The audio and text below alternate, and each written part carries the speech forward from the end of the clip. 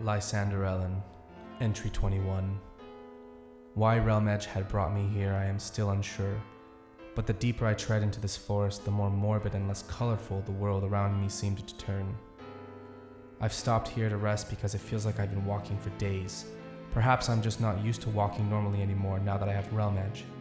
I felt lost, much like how I felt in the mansion before I started writing in this journal. Strange creatures lived in this forest, insects with odd-numbered appendages, small furry pink creatures that had 2 arms and a tail but no visible legs, and avians that were simply owl heads with wings instead of ears and no body to follow. The worst ones were the rainbow-colored vipers with teeth instead of normal snake fangs.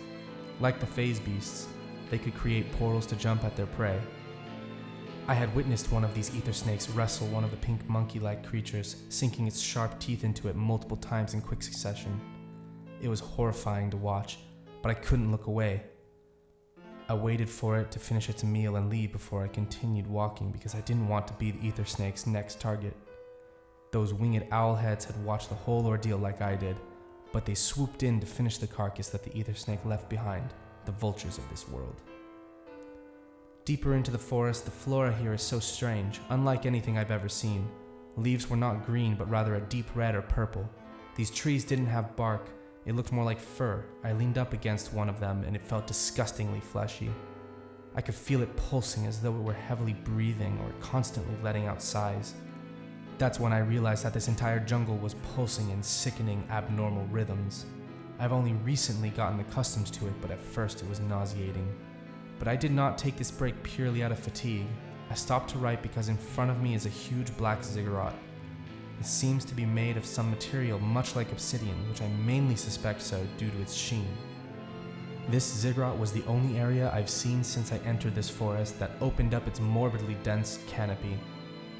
I could see the stars shining and wondered if among them one was my own, and a large orange moon was in close orbit to this world, peering angrily just over the ridgeline formed by the canopy clearing.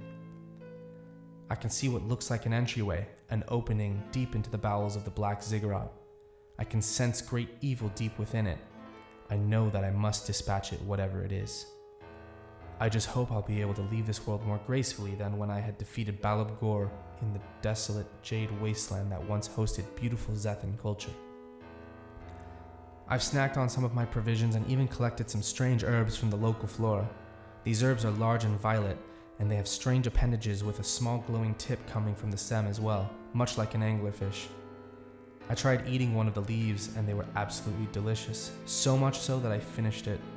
So I grabbed more bundles and stuffed them in my pack. They had a certain positive effect on my mind, which was soothing and relaxing.